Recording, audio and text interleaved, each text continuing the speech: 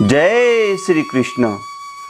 प्रिय मित्र हो, आज हम देखने वाले हैं जीवन में सफलता के लिए अपने क्रोध पर काबू रखना कितना जरूरी है। मन की 3 वृत्तियां होती है, देहात्मक, आवेशात्मक एवं रसात्मक। मित्र हो, इस परम पवित्र अध्याय को शुरू करने से पहले कमेंट में जय श्री कृष्ण ऐसा लिख दीजिए। जय श्री कृष्ण। देहात्मक जैसे सर्दी, गर्मी, भूख, प्यास आदि।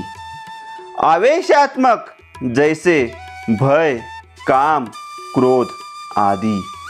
रसात्मक जैसे प्रेम, श्रद्धा, काम, आनंद आदि। अर्थात क्रोध भी मन की एक वृत्ति ही है। इसलिए क्रोध पर काबू रखने के लिए मन को साधना पड़ेगा और मन को साधने के लिए ध्यान में उतरना पड़ेगा। जब मन सज जाए तो सभी वृत्तियां अपने आप सद हो जाएगी। क्रोध एक नकारात्मक ऊर्जा है। क्रोध भीतरी व बाहरी कारणों से आता है। क्रोध के दौरान हृदय की गति बढ़ जाती है, रक्तचाप भी बढ़ जाता है। साथ ही एनर्जी हार्मोन्स के स्तर में वृद्धि हो जाती है। क्रोध से तनाव बढ़ता है, कोलेस्ट्रॉल बढ़ता है, प्रतिरोधी क्षमता कम हो जाती है, तीव्र संक्रमण की आशंका बढ़ जाती है। इसलिए क्रोध वृत्ति को नियंत्रित रखना आवश्यक है। मित्र हो, जो क्रोधित होता है वह मूर्ख होता है, किंतु जो क्रोधित नहीं होता वही समझदार होता है।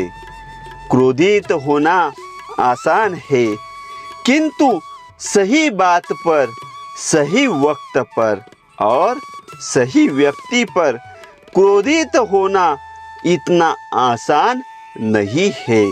इसलिए यदि क्रोधित होने से पहले इन सभी पहलुओं पर विचार कर लिया जाए तो फिर संभवतः कोई क्रोधित हो ही नहीं सकेगा। क्रोध तो एक तात्कालिक अभिव्यक्ति है, इसलिए यदि इसे थोड़ा सा भी विलंबित कर दिया जाए तो क्रोध पर नियंत्रण स्वतः ही हो जाएगा। जब जीवन हमारे अनुसार नहीं चलता तब कोई कार्य या व्यक्ति हमारी अपेक्षाओं के अनुरूप खरा नहीं उतरता, तब हमें गुस्सा आता है। विषय चिंतन से आसक्ति और आसक्ति से कामनाएं उत्पन्न होती है। कामनाओं में विघ्न पड़ने पर गुस्सा आता है।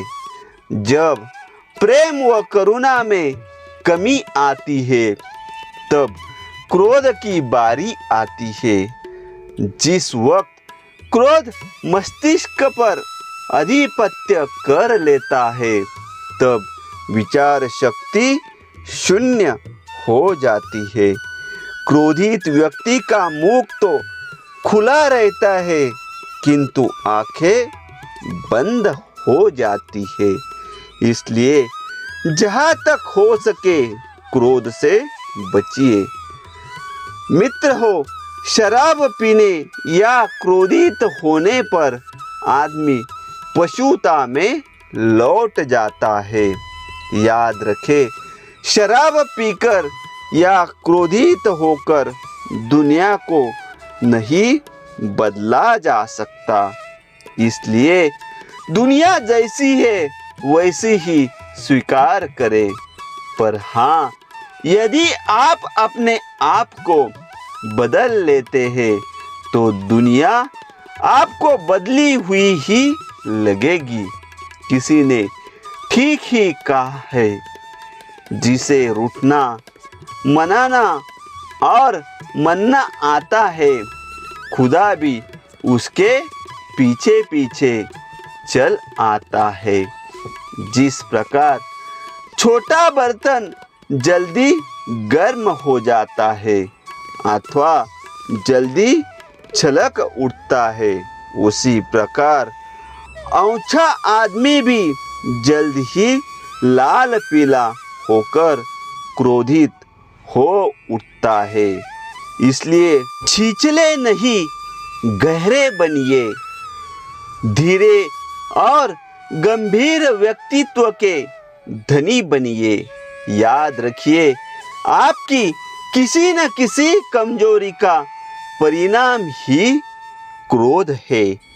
क्रोध ही सफलता की राह में सबसे बड़ा अवरोध है।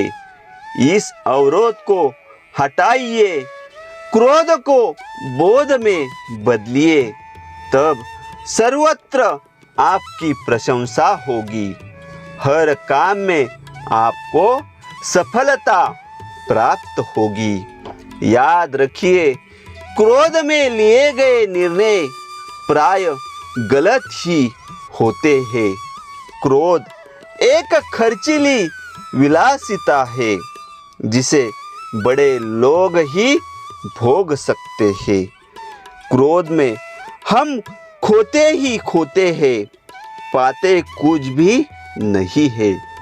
आपके क्रोधित होने पर यदि सामने वाला व्यक्ति शांत रहता है, तब आपका क्रोध आपके पास ही लौट आएगा। तब आप कितने आगे बबूला होगे। लौटे हुए क्रोध को आप आसानी से हजम नहीं कर पाएंगे। आपके क्रोधित होने पर यदि सामने वाला भी तत्काल ही क्रोधित हो उठे, तब जो घमासान होगा वह देखने लायक होगा। अर्थात क्रोधित होना या दूसरे के गुस्से पर उत्तेजित होना किसी भी दृष्टि से उचित नहीं है। मित्र हो, क्रोध और हिंसा पाशविक वृत्तियां हैं। आदमी भी पशुता के दौर से गुजर कर ही आया है, इसलिए अभी तक क्रोध व हिंसा को छोड़ नहीं पाया है। आदमी की तमाम समस्याओं का कारण भी यही है। तमाम महायुद्धों का कारण भी यही है। यह सही है कि हम क्रोध और हिंसा को पूरी तरह छोड़ नहीं सकते, किंतु नियंत्रित तो कर ही सकते हैं। क्रोध पर काबू रखने के बहुत से तरीके हो सकते हैं। हर तरीका हर व्यक्ति पर लागू नहीं हो सकता। फिर भी यदि आप चाहे तो अपने क्रोध पर काबू रख सकते हैं। कुछ साधारण तरीके हैं। 1. क्रोध के दौरान अपनी दोनों मुट्ठियां कसकर बंद कर ले और धीरे धीरे खोले। ऐसा कम से कम 10 बार करे। दूसरा तरीका, लंबे लंबे सांस ले और क्रोध को सांसों के साथ धीरे धीरे बाहर निकाल दे। तीसरा तरीका, आवेश के आते ही आंखें बंद कर ले और मन ही मन 10 तक गिने। चौथा तरीका, आंखें बंद करके ओम नमः शिवाय या ओम शांति शांति शांति का मन ही मन उच्चारण शुरू कर दे। 5वां तरीका, अपना स्थान बदल ले। खड़े हो तो बैठ जाए, बैठे हो तो खड़े हो जाए। कमरे से बाहर निकालकर टहलने लगे। खुले में हो तो कमरे में आ जाइए। किसी अन्य वस्तु पर अपना ध्यान केंद्रित कर ले। 6वां तरीका, नियमित रूप से ध्यान और प्राणायाम करें, गुस्सा आएगा ही नहीं। 7वां तरीका, गुस्सा आते ही एकदम बोलना बंद कर दे। 8वां तरीका, यदि सामने वाला क्रोध से भरा हो तो मुस्कुराहट के साथ उसकी सुने और कोई प्रतिक्रिया न दे। 9वां तरीका, क्रोध को संयम के साथ व्यक्त करे। 10वां तरीका, गुस्से को रचनात्मक कार्यों में रूपांतरित करे। अभी 11वां तरीका, समस्या का समाधान करे।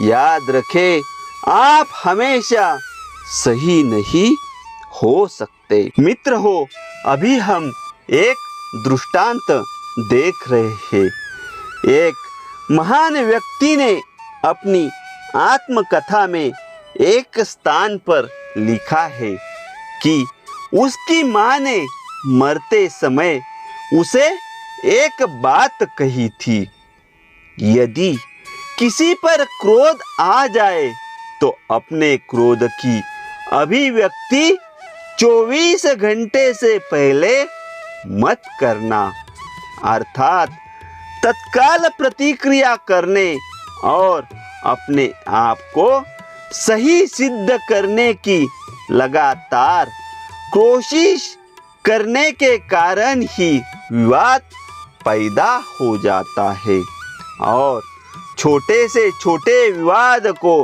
विस्फोटक होने में कोई समय नहीं लगता। मित्र हो, जिंदगी में ऐसी ही मोटिवेशनल बातें सुनने के लिए चैनल को सब्सक्राइब कीजिए और कमेंट में लिखिए जय श्री कृष्ण।